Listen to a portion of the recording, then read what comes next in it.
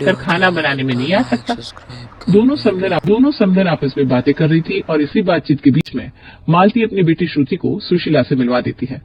सुशीला को रूप और गुण हर लहजे से श्रुति काफी पसंद आ गई थी और इस तरह जल्दी ही शादी करके श्रुति सुशीला के यहाँ पहुंच जाती है। शादी के बाद, माँ जी अगर आप कहें तो रसोई की जिम्मेदारी अब मैं संभालूं। मेरी शादी को 1 सप्ताह हो गया है, लेकिन अभी तक आपने मुझसे रसोई की पूजा भी नहीं कराई। अरे बेटा, अभी 1 ही सप्ताह हुआ है तेरी शादी को, और ऐसा कौन सी किताब में लिखा है कि शादी करके ससुराल में आओ तो आते ही काम पर टूट पड़ो। और बेटा अभी तेरे खेलने खाने के दिन है, कोई जल्दी नहीं है मुझे तुझसे खाना बनवाने की। सारी जिंदगी यही तो करना है तुझे।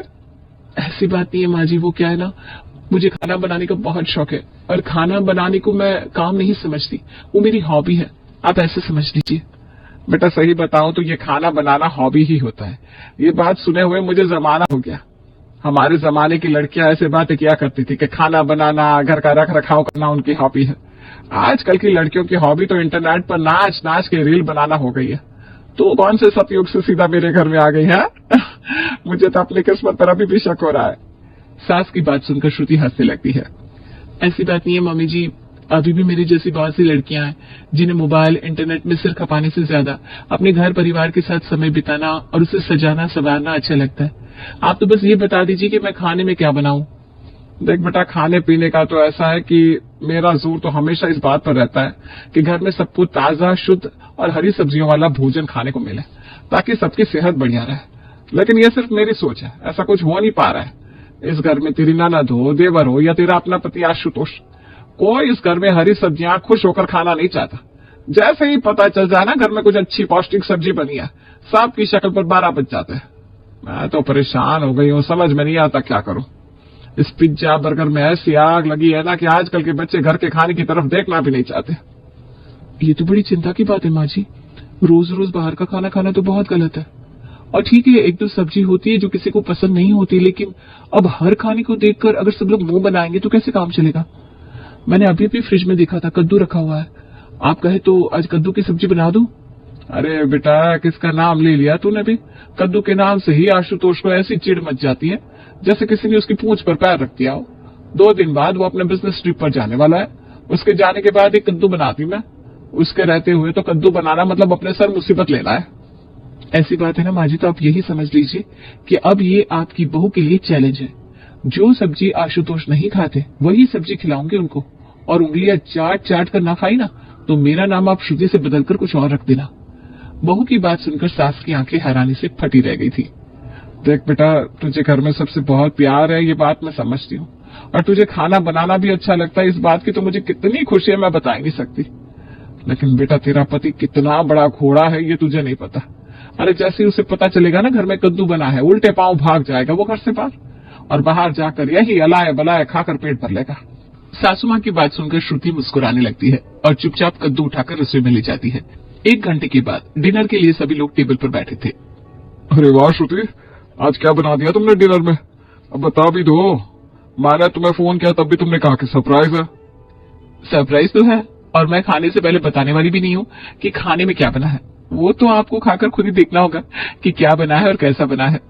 श्रुति की बात सुनकर सभी लोग डाइनिंग टेबल पर बैठकर अपनी अपनी प्लेट के सर्व होने का इंतजार करने लगते हैं। एक के बाद एक श्रुति सभी की प्लेट में गर्मा गर्म करारे पराठे रखती रहती है और सभी लोग वाह वाह करके खाते जाते हैं। एक बात बताओ श्रुति, पराठे तो मम्मी के हाथ के हमने बहुत खाए, लेकिन ये रंग बिरंगे से पराठे मम्मी ने कभी नहीं बनाए। मम्मी तो ज्यादातर आलू गोभी प्याज के पराठे बनाती थी। तुमने किस चीज के पराठे बनाए? इसका टेस्ट इतना डिफरेंट लग रहा है। अब अगर मैंने सच बता दिया ना तो कहीं आप गुस्सा ना हो जाओ। बस इसी डर से मैं आपको नहीं बता पा रही हूँ कि ये पराठे जो आपने अभी वाह वाह करके खाए हैं वो आखिर किस चीज के पराठे थे।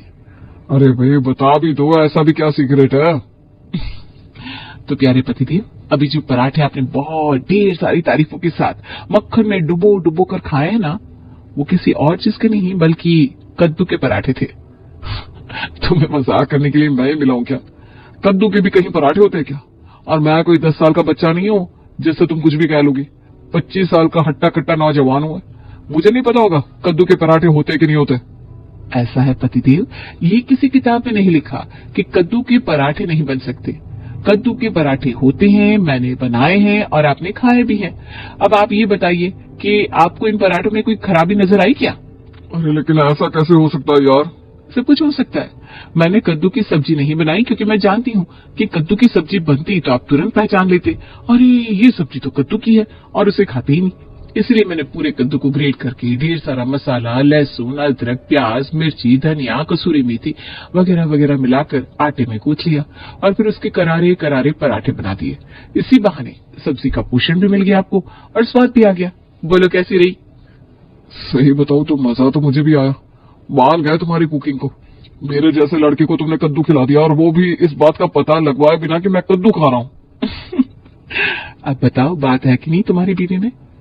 अब तो श्रुति की इस पाक कला के घर में सभी लोग कायल हो गए थे। नाना जो कभी पालक का साग या पालक की सब्जी की तरफ देखती भी नहीं थी, उसे वो पालक के पराठे बनाकर खिला देती। देवर जी जिनके शरीर में आयरन की कमी थी, उन्हें अब वो लगभग हर रोज चुकंदर के पराठे बनाकर खिलाने लगी थी।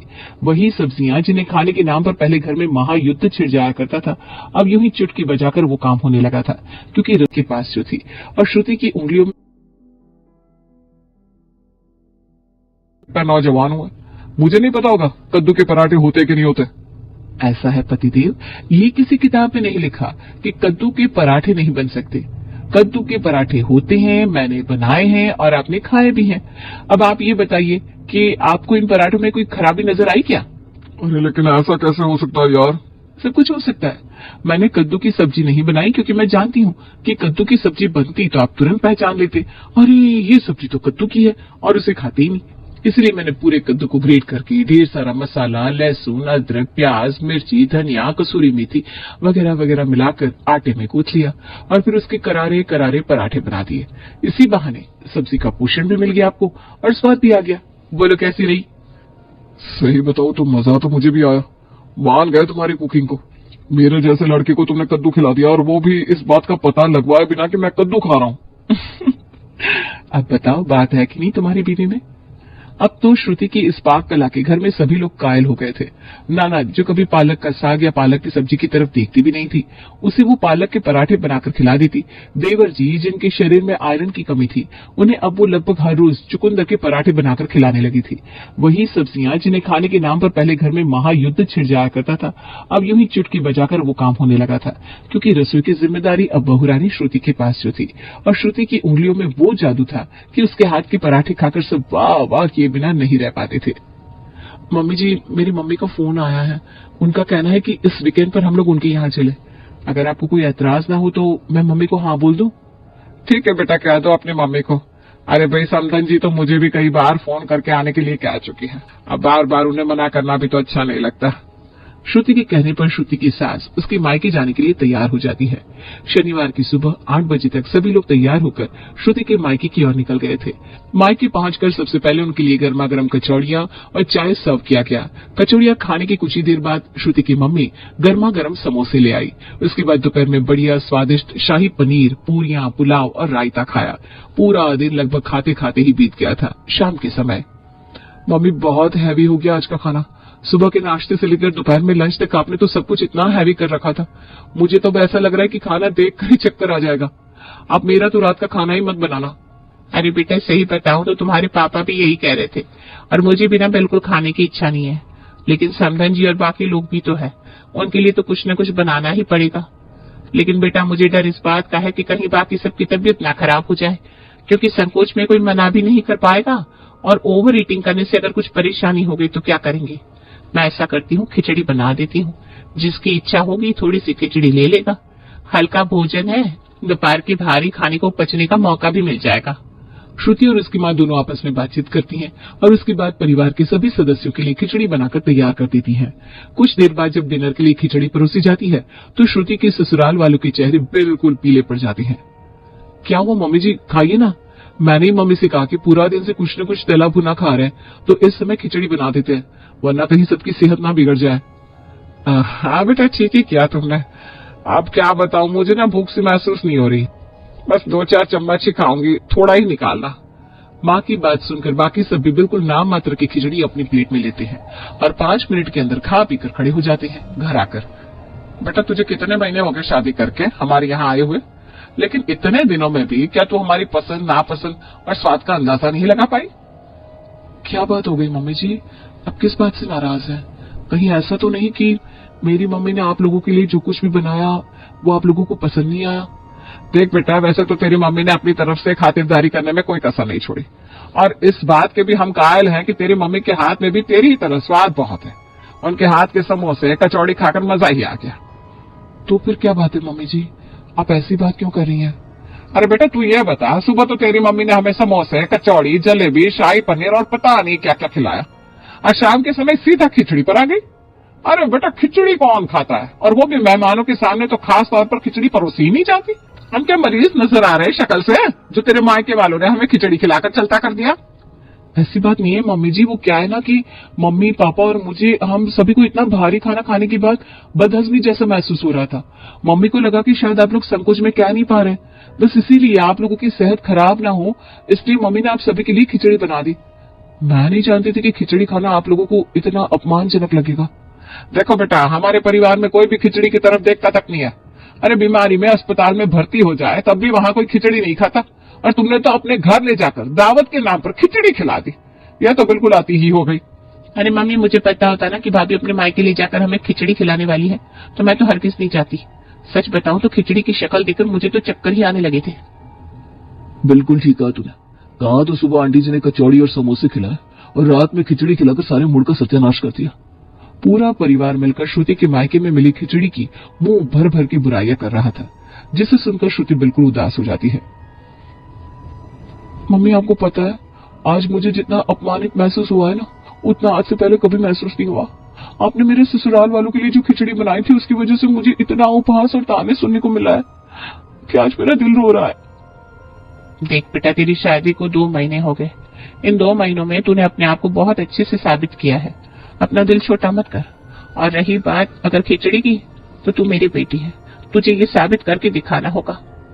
मैं समझी नहीं मम्मी, आप कहना क्या चाहती हो?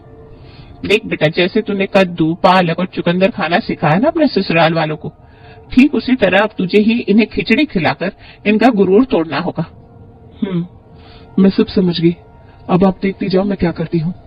अगले दिन, मम्मी जी, आज मैंने नाश्ते में दाल के पराठे बनाए हैं।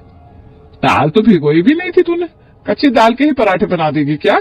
नहीं नहीं मम्मी जी, वो दोपहर के खाने में जो दाल बनी थी ना, वही बच गई है। उसी को आटे में गूंदकर बढ़िया से पराठे बना दिए हैं। आप खाकर देखिए ना, आपको अच्छे लग रहे कि नहीं। श्रुति के बने पराठे खाकर सास बहुत प्रसन्न हो जाती है। अरे बेटा, दाल से इस तरह से भी पराठे बन सकते हैं, ये तो हमें पता ही नहीं था। मैं तो आज तक सिर्फ दाल को भिगो कर या पीस कर ही उसके पराठे बनाती थी। अब तुम ऐसा क्या करो, ये बची हुई दाल का चक्कर छोड़ो। जब भी दाल के पराठे खाने का मन हो ना, ताजी दाल बनाओ और फिर उसके पराठे सेक दो। ठीक है मम्मी जी।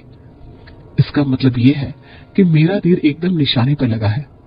अब आप दाल के पराठे समझकर खिचड़ी के पराठे खाएंगे, और उसके बाद मैं आप लोगों के अहम को टुकड़े टुकड़े कर दूंगी। अगले दिन श्रुति जानबूझकर पहले खिचड़ी बनाती है, फिर उसके बाद आटे में गूंथकर उसके पराठे तैयार कर देती है। बेटा, लग रहा है मेरी बातों को सीरियसली ले लिया तूने। आज फिर दाल के पराठे बनाए है ना? जी मम्मी जी, ऐसे ही समझ लीजिए। खाएंगे ना? आपको तो अच्छे लगे थे। हाँ हाँ बेटा, तुम्हारे हाथ के पराठों का तो कोई जवाब ही नहीं है। मैं तो कहती हूँ अपने पराठे लेकर तुम मास्टर शेफ में चली जाओ, वहां पर भी तुम ही जीतोगी भाई। पता नहीं क्या जादू है तुम्हारे हाथ के पराठों में, तुम सेक देती हो तो समझो अमृत घुल जाता है। मम्मी जी, आप भी ना खाकर तो देखिए, ऐसी ही तारीफ किए जा रही है। आज ना मैंने थोड़ा सा एक्सपेरिमेंट किया है टेस्ट के लिए। अरे बेटा, तुम्हारे एक्सपेरिमेंट पर हमको पूरा भरोसा है, जो भी होगा बढ़िया ही होगा। श्रुति के खिचड़ी वाले पराठे सभी लोग बड़े आराम से खाए जाते हैं, और किसी को पता नहीं चलता कि आज दाल के नाम पर जो पराठे उन्होंने खाए हैं वो दरअसल दाल के नहीं बल्कि खिचड़ी के पराठे थे। अब जब से घर में सबने खिचड़ी के पराठे खाए थे, बाकी पराठों की तो मानो छुट्टी सी हो गई थी। 2 दिन बाद, भाभी नाश्ते में क्या बनाओगे? आज तो संडे है। बताओ क्या खाने का मन है? कहो तो अपने हाथ के स्पेशल पराठों का जादू चला दूं। भाभी प्लीज पराठे ही बना लो, गोभी और आलू वालों के चक्कर में मत पड़ना। आप तो अपने वही दाल के पराठे बना देना। अगर तुम्हें दाल के पराठे इतने पसंद आ गए हैं ना ननद रानी, तो एक सच जान लो। सच? कैसा सच भाभी? सच यह है कि जिस पराठों को आप लोग इतना उंगलियां चाट चाट कर खा रहे हो ना, वो दाल के नहीं खिचड़ी के पराठे हैं। वही खिचड़ी जिसे देखकर आप सबको चक्कर आने लगता है। और क्या कहा था देवर जी आपने? खिचड़ी खाना आपकी शान के खिलाफ है। तो फिर खिचड़ी के पराठे खाकर तो वाह वाह कर रहे हैं आप। अब बताइए क्या कहेंगे? कोई भी खाना छोटा या बड़ा नहीं होता, और खिचड़ी कोई ऐसा तुच्छ भोजन नहीं है कि आपके सामने आ जाए तो चक्कर आने लग जाए। बताइए, मैंने खिला दी ना आप सबको खिचड़ी। देख बहू, तेरे हाथों में स्वाद है, ये बात हम सब मानते हैं, लेकिन ये जो तूने खिचड़ी खिलाकर हमारा धर्म भ्रष्ट किया है ना, इस बात के लिए मैं तुझे कभी माफ नहीं करूंगी। बेटा 30 साल की गृहस्थी है मेरी, मजाल है कि 30 सालों में मैंने कभी 3 बार भी खिचड़ी बनाई हो, और तूने पिछले 3 महीने में मुझे लग रहा है कम से कम 30 बार तो हमें खिचड़ी के पराठे बनाकर खिला दिए। अच्छा पागल बनाया तूने, हमारे विश्वास का गलत फायदा उठाया है तूने। बिल्कुल ठीक कह रही हो भाग्यवान तुम, इसीलिए कहते हैं बहू को इतना सर पर नहीं चढ़ाना चाहिए। देख लिया ना तुमने अपनी मनमानी का नतीजा, कि आज की बहू के राज में हमें खिचड़ी के पराठे खाने पड़ रहे हैं। एक एक करके सब अपना गुस्सा श्रुति पर निकाल रहे थे, और श्रुति चुपचाप सबकी बातें सुन रही थी। कुछ देर बाद, अब खड़े होकर सिर्फ बातें ही सुनती रहेगी या जाकर नाश्ते की भी तैयारी करेगी? टाइम देखा है कितना हो रहा है? और हाँ, ये सब हो गया इसका यह मतलब नहीं है कि सब भूख हड़ताल पर रहेंगे। खाना तो सब खाएंगे। जाकर पराठे बना ले। कौन से पराठे बनाने हैं मम्मी जी? दाल के पराठे बना ले। ठीक है। और सुन, दाल में ना थोड़े चावल भी मिला लेना। वो क्या है ना, अब तूने ऐसी लत लगा दी है कि उसके बिना पराठों में स्वाद ही नहीं आएगा। सासू माँ की बात सुनकर श्रुति भी मुस्कुराई।